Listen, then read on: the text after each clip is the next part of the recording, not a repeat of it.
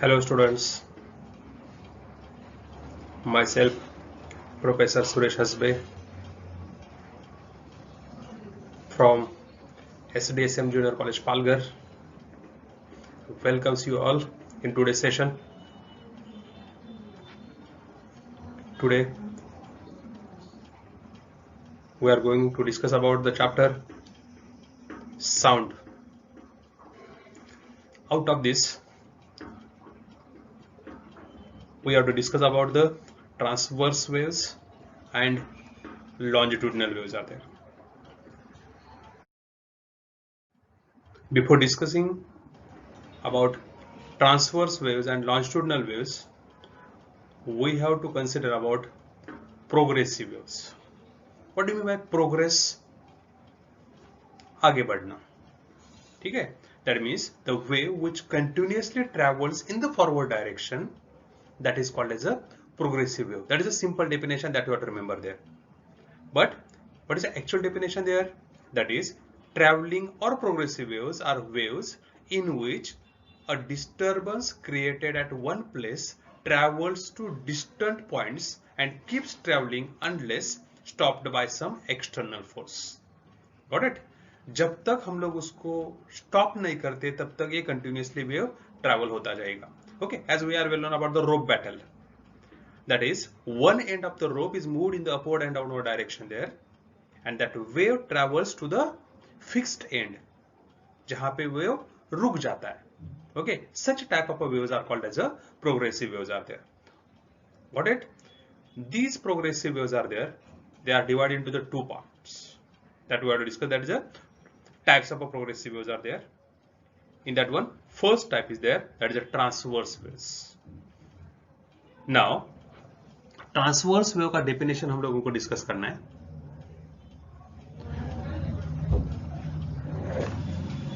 अब देखो, about this I am going to explain the term. Suppose we'll consider about the wave generated on the string. यहाँ पे fixed and है, that is a rope is there, string means rope. Now what happens, we are moving this rope in the upward and downward direction. ये ऐसे move करते हैं. Got it? Now the waves are starting from this position, traveling from this point, and in this way it goes to the other end. That means this is a direction of wave.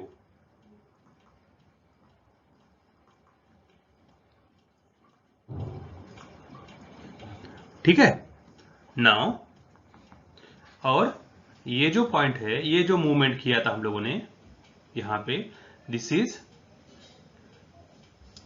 Direction of particles.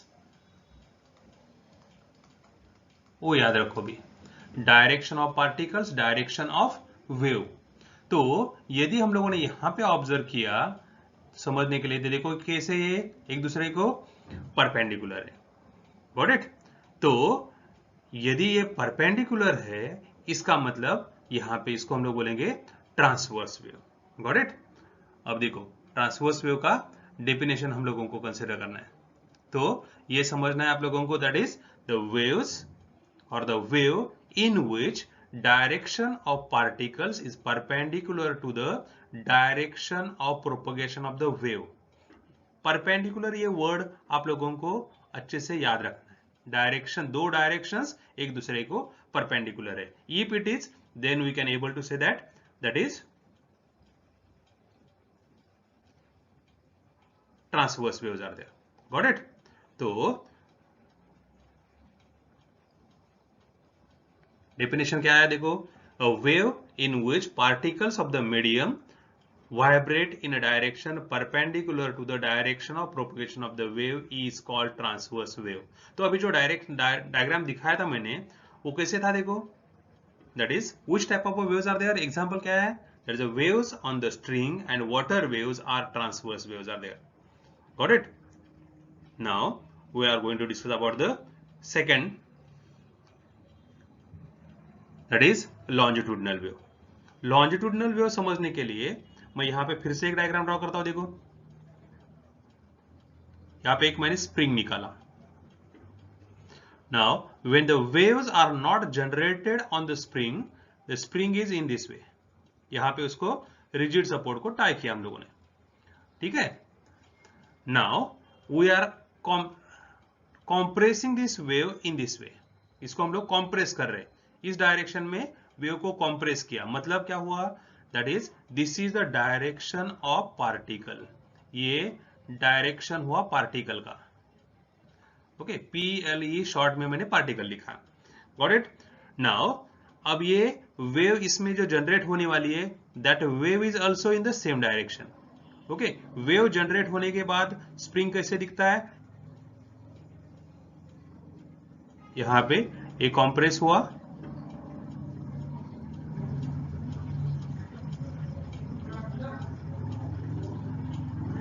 Okay, that is a wave is in this वे। तो ये wave का direction हुआ, this is direction of wave, ठीक है। ये दो direction है। तो यदि हम लोगों ने इन दोनों डायरेक्शन को ऑब्जर्व किया तो ये दोनों डायरेक्शन कैसे, देखो ये और ये, they are in a same direction there, got it. And if that is the same direction is there, that means it is a parallel, okay. Therefore जैसे ट्रांसवर्स वेव में हम लोगों ने डिस्कस किया था, that is a wave in which particles of the medium vibrate in direction perpendicular. सिर्फ ये perpendicular word को रिप्लेस करके हम लोगों को पैरेलल डालना है, तो हम लोगों का डेफिनेशन होता है लॉन्जिट्यूडिनल वेव का। तो लॉन्जिट्यूडिनल वेव का डेफिनेशन क्या रहने वाला है, देखो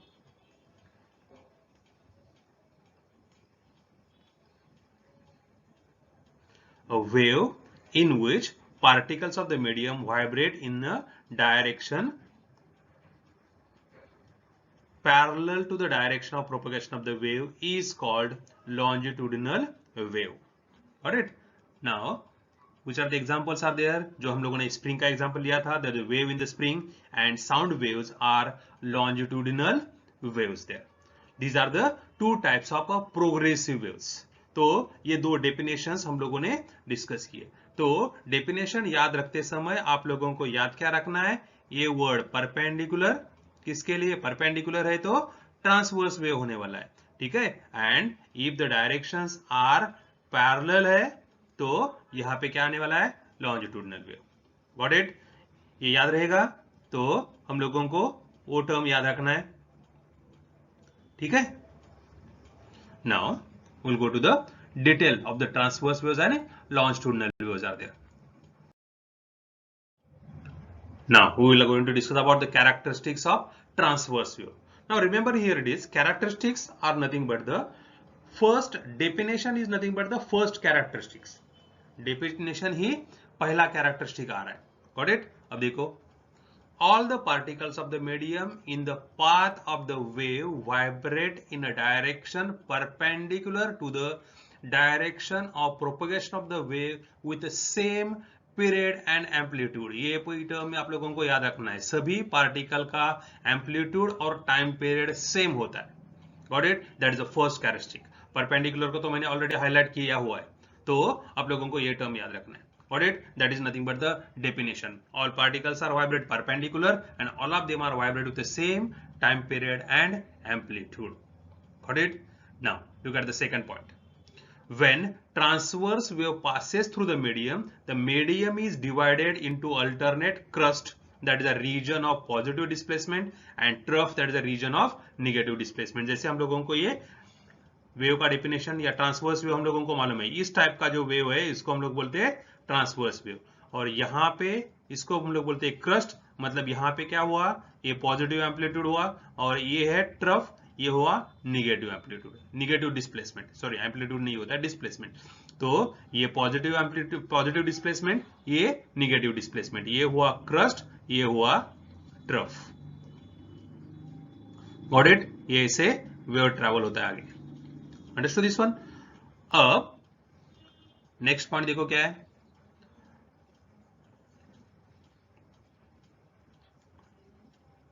a crust and adjacent trough form a one transverse wave.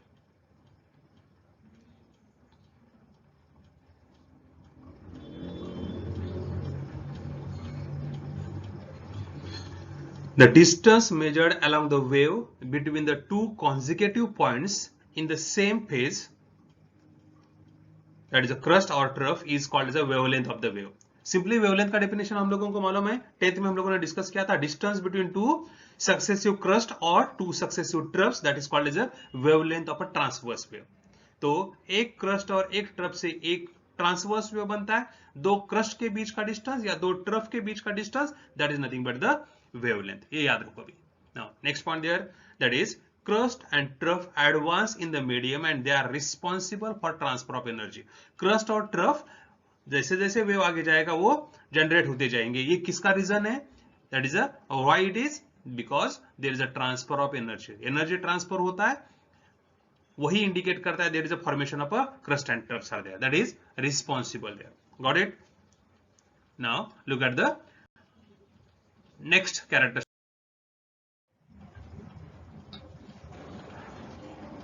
क्या देखो? The medium conveying a transverse wave must possess elasticity of shape. ये हम लोगों को ये वर्ड जो है elasticity of shape ये याद रखना है. ठीक है? तो elasticity of shape मतलब क्या हुआ? शेप चेंज होता है when there is a wave is generated there and wave निकल जाने के बाद शेप as it is मिलता है. ओके, जो हम लोगों ने एग्जांपल कंसीडर किया था रोप बैटल का, तो जैसे रोप मूवमेंट होता है अपवर्ड एंड डाउनवर्ड डायरेक्शन, रोप का शेप चेंज होता है. Got it? तो रोप का शेप चेंज होने के बाद फाइनली जब वेव स्टॉप होता है तब क्या है? Rope again goes its original position, that is called as elasticity of shape. Got it? तो यदि हम लोगों ने इसको ऑब्जर्व किया अच्छे से, अब देखो ये समझना है इसका रीजन क्या आता है. शेप, डेफिनेट शेप किसको होता है? That is only solids. इसका मतलब क्या हुआ? Medium possess elasticity of shape transverse wave के लिए. मतलब क्या हुआ? ट्रांसवर्स वेव पास होने के लिए सॉलिड की या इलास्टिसिटी ऑफ शेप की जरूरत है. तो इसीलिए अभी देखो से नेक्स्ट पॉइंट क्या आया? Transverse wave can travel through solids, okay, and surface of liquids. That is the term that you have to remember there. ये term हम लोगों को अच्छे से याद रखना है. Now they cannot travel through the liquids and gases. सिर्फ सॉलिड से पास होता है. Electromagnetic waves are transverse waves but they do not require a material medium for propagation, जो हम लोगों ने इनिशियली कंसीडर किया है. Okay, they are known as a non mechanical wave, जिनको मटेरियल मीडियम की जरूरत नहीं होती. तो जो भी ट्रांसवर्स वेव्स है वो कहां से पास होती है? Solids and surface of liquids. Remember this one, that is surface of liquids are acting as like a solids because of the surface tension, जो बाद में हम लोगों को 11th में स्टडी करना है. एक टॉपिक है सरफेस टेंशन, उसमें हम लोग डिस्कस करेंगे. That is surface of the liquid is acting as like a elastic membrane and that's why these transverse waves are traveled through the liquid surfaces are there. They are not traveling through the liquids. Remember this one, liquids or surface of the liquid, these are two different terms are there. ठीक है, ये अच्छे से याद रखना है. Now next point क्या है देखो, when transverse wave advances through a medium there is a no change in pressure and density at any point of the medium. जब भी ये ट्रांसवर्स वेव मीडियम से पास होती है तो वहां पे प्रेशर और डेंसिटी में कुछ भी चेंज नहीं होता है. ओके, जैसे हम लोगों को मालूम है दैट इज जो वेव रोप वेव या स्ट्रिंग वेव जनरेट हुआ तो स्ट्रिंग के प्रेशर और डेंसिटी में कुछ भी चेंज नहीं हुआ. Okay, it remains as it is. Got it? तो शेप सिर्फ पीरियोडिकली चेंज होता है. That we are well known, that is a double periodicity there. Now last point there, that is if vibration of all the particles along the path of a wave are constrained, okay, constrained means restricted to be in a single plane, then the wave is called as a polarized wave. okay, तो polarisation जो हम लोगों को 12th में study करना है, तो polarisation मतलब क्या है? That is a restriction of a vibration of the wave in one particular plane, that is called as a polarisation there. तो यहाँ पे कंस्ट्रेंट वर्ड यूज किया, that is a restriction there, got it. तो ये wave के vibrations एक particular direction में, एक पर्टिकुलर प्लेन में हम लोग रिस्ट्रिक्ट कर सकते, इसलिए transverse waves can be polarised. ये अच्छे से याद रखना है, ये वर्ड, ये सेंटेंस आप लोगों को अच्छे से याद रखना है। कौन सी वेव पोलराइज होती है? Only transverse waves are there, got it. ये अच्छे से आप लोगों को याद रखना है। These are the 8 points, they are treated as like a characteristics of transverse waves are there, got it. समझ में आ रहा है ये? तो इस ऐसे ही हम लोगों को बाकी के कैरेक्टरिस्टिक्स या लॉन्जिट्यूडनल वेव के कैरेक्टरिस्टिक अभी डिस्कस करना है। Now characteristics of longitudinal wave, similar terms है, जैसे हम लोगों ने ट्रांसवर्स वेव के बारे में डिस्कस किया था, वन बाय वन यहां पे भी हम लोगों को डिस्कस करना है। ट्रांसवर्स वेव में फर्स्ट टर्म क्या आया था? Definition.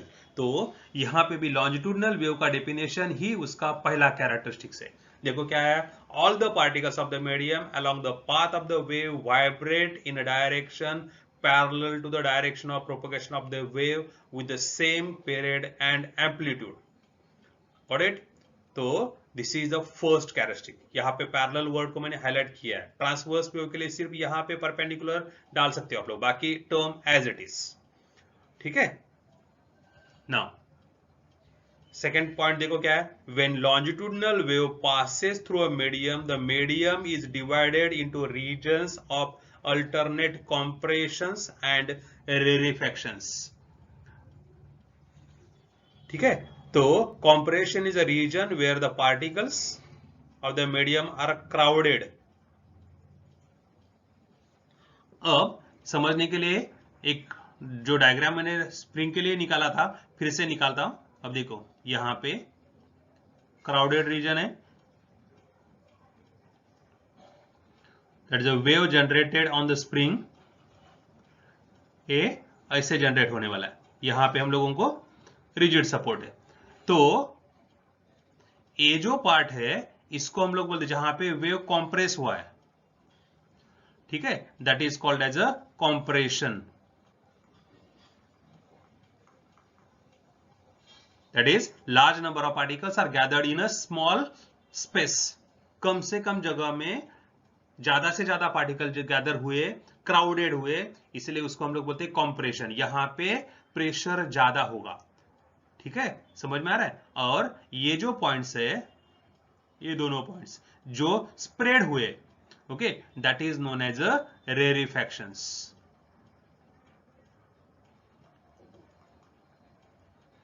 Got it? These two terms are rarefactions are there, जहां पे ज्यादा से ज्यादा पार्टिकल्स कम ये स्प्रेड हुए, okay, that is a they are widely separated there, that term, ये वाइडली सेपरेटेड, ये वर्ड आप लोगों को याद रखना है रेरिफैक्शन के लिए, got it? That means that is nothing but the lower pressure zone. यहां पे पार्टिकल्स कम है, स्पेस ज्यादा है, ठीक है। और इस पर्टिकुलर पोजीशन के लिए, कॉम्प्रेशन के लिए क्या है? स्पेस कम है, ज्यादा पार्टिकल है, इसीलिए ये हो गया हाई प्रेशर जोन। यहां पे हाई प्रेशर है, ठीक है, लेकिन इधर यहां पे हम लोगों को क्या मिला है? That is low pressure, come particle है, स्पेस ज्यादा है, इसीलिए इसको हम लोग बोलेंगे low pressure zone. What it means? ये हो गया कॉम्प्रेशन, ये हो गया रेरिफैक्शन। ये आप लोगों को अच्छे से याद रखना है, कॉम्प्रेशन एंड रेरिफैक्शन। वहां पे ट्रांसवर्स वेव के लिए क्या था? Crust and trough, got it? That is a longitudinal waves when passes through a medium is divided into alternate compression and rarefaction there।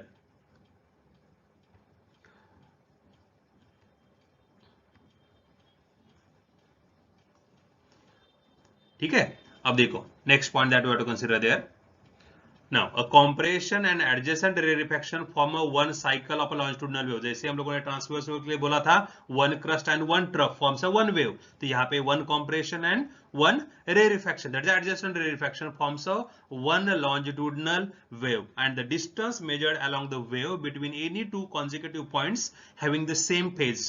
अब यहाँ पे जनरल डेफिनेशन है, इसके जगह पे आप लोग ऐसे भी बोल सकते हो, that is distance between two successive compressions or rarefactions, that is called as a wavelength of a longitudinal wave, got it? क्या है, distance between two successive compressions और rarefactions, that is called as a wavelength of a longitudinal wave. ठीक है, now next point, fourth point देखो क्या है, for propagation of longitudinal wave medium should possess elasticity of volume. यहां पे volume change होता है, ठीक है, तो इसीलिए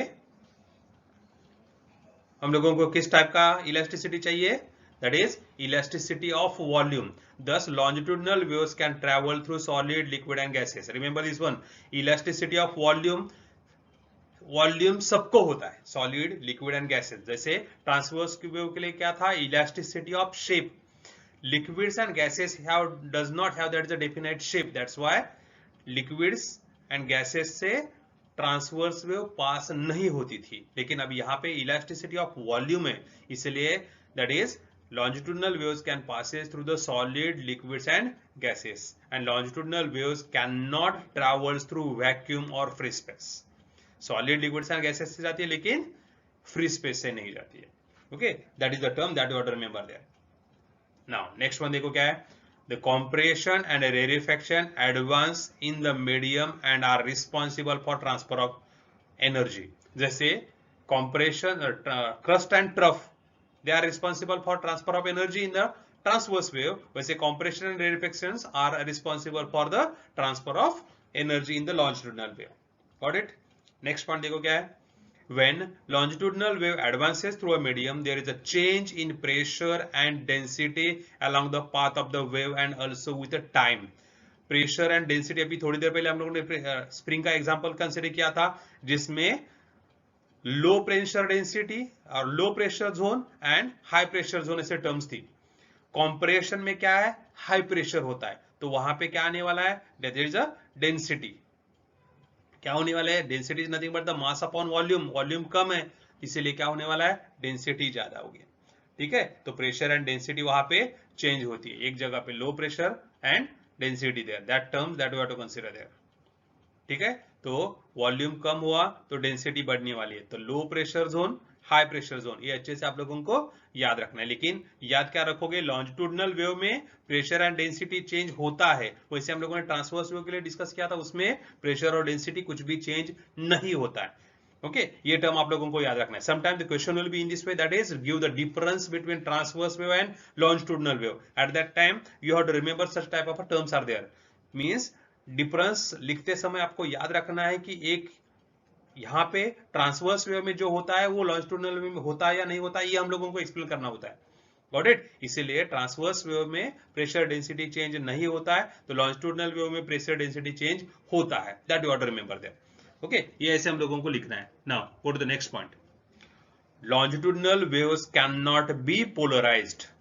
ओके, तो transverse waves can be polarised हम लोगों ने लिखा था, अब यहाँ पे क्या है, that is longitudinal waves can not be polarised. क्यों ऐसे, देखो, as the direction of vibration of particles and direction of propagation of the waves are same और पैरेलल, ये दोनों का डायरेक्शन एक ही है।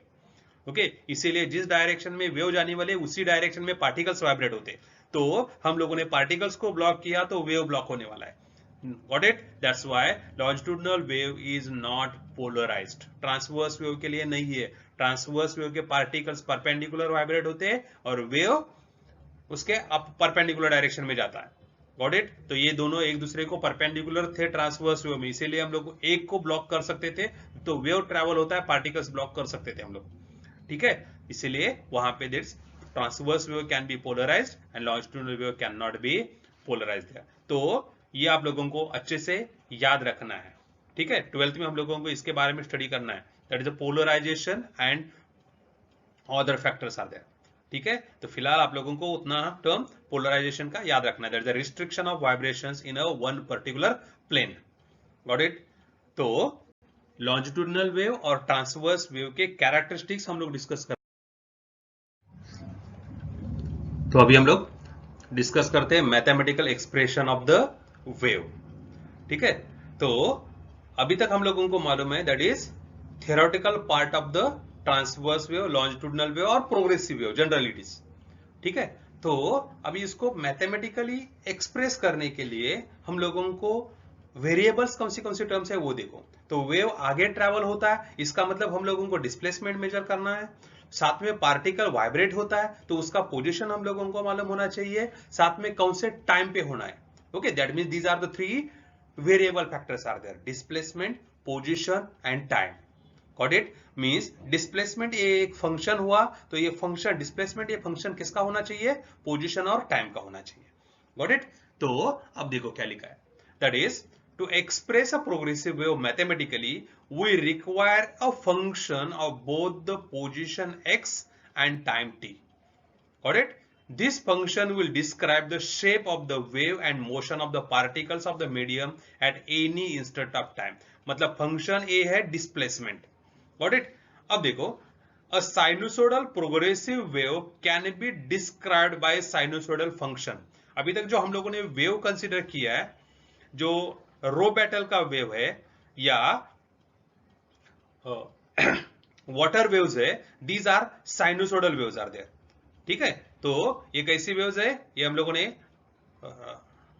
बैटल रोव कंसिडर किया, तो ये ऐसे मूव होती है, इसको हम लोग बोलते हैं साइनोसोडल वेव है। Got it? इसीलिए यहां पे वर्ड क्या आया देखो, a sinusoidal progressive wave can be described by sinusoidal function, मतलब उसमें मैथमेटिकल टर्म साइन आना चाहिए। साइनोसोडल इसका मतलब साइन आता है, ये साइन वेव है। ओके, मैथ्स में आप लोग डिटेल में इसके बारे में स्टडी करेंगे। तो late x be the position and y be the displacement of the particles। यदि ऐसे है पोजीशन एंड डिस्प्लेसमेंट, अभी ये टर्म याद रखना है, x क्या है? पोजीशन, एंड y क्या है? डिस्प्लेसमेंट। ठीक है, तो जो इक्वेशन है आने वाला है, वो इक्वेशन कैसे आता है वो देखो। Then a sinusoidal wave can be written as follows, y xt is equal to a sin kx minus omega t plus phi. This is a equation of the sinusoidal wave. ठीक है ना, इसमें y displacement है, a sin kx minus omega t plus phi. These are the terms are there. तो अभी देखो, here a, k, omega and phi, these are the constant terms are there. Okay, तो ए क्या है? एम्पलीट्यूड, के constant है। ठीक है, that is angular constant, angular frequency omega, and phi that is nothing but the constant angle there, phase angle. Got it? These are the terms are there, these are constant quantities are there. अब देखो, this means that the particles of the medium through which the wave travels execute simple harmonic motion. Okay, जैसे आप लोगों को बोला था कि यहां पे जैसे ये वेव निकाला तो ये ऐसे ट्रैवल होने वाला है। Got it? तो यहां पे इस पोजीशन पे ये, इन दोनों पोजीशन के बीच में ये वाइब्रेट होने वाला है। ये एक्सट्रीम पोजीशन है इधर का, और ये इधर का एक्सट्रीम पोजीशन है, इसके बीच में वाइब्रेट होता है। इसको हम लोग बोलते हैं that is a simple harmonic motion. Particles are vibrating in between these two positions are there, that is simple harmonic motion there. तो ये रिप्रेजेंट कर रहा है ये sine equation, sine constant there. Got it? साथ में equation 1 represents a wave travelling along the positive x direction. अब देखो यहां पे ये जो क्वांटिटी है, ये निगेटिव हम लोगों को इंडिकेट किया, मेंशन किया है, ये निगेटिव रिप्रेजेंट करता है पॉजिटिव एक्स डायरेक्शन। आप लोगों को ये अच्छे से याद रखना है। ओके, ये निगेटिव टर्म क्या रिप्रेजेंट करता है? पॉजिटिव एक्स डायरेक्शन देयर, क्योंकि ये एंगल हम लोगों को पॉजिटिव क्वांटिटी मिलना चाहिए। जैसे जैसे ये वेव आगे जाएगा, जैसे जैसे डिस्टेंस पोजीशन चेंज होते जाएगा, वैसे वैसे ये टाइम भी चेंज होता है। ठीक है, तो टाइम के साथ ये x इंक्रीज होगा। ये कब पॉसिबल है? When it is positive direction, x direction there. ठीक है, पॉजिटिव एक्स एक्सिस के लिए। तो ये आप लोगों को अच्छे से याद रखना है। ठीक है, अब देखो, तो ये इक्वेशन क्या आया? a sin kx minus omega t plus phi. ये माइनस साइन आपको अच्छे से याद रखना है। ये माइनस किसका है? पॉजिटिव एक्स एक्सिस का है। फिर से मैं 2 बार 3 बार ये आप लोगों को इसीलिए बता रहा हूं। ठीक है, क्योंकि उसको आगे चेंज होने वाला है। अब देखो दूसरा इक्वेशन, वैसे ही दूसरा इक्वेशन मैंने लिखा है, that is a wave represented by y x t is equal to a sin k x। अब यहां पे क्या आया देखो,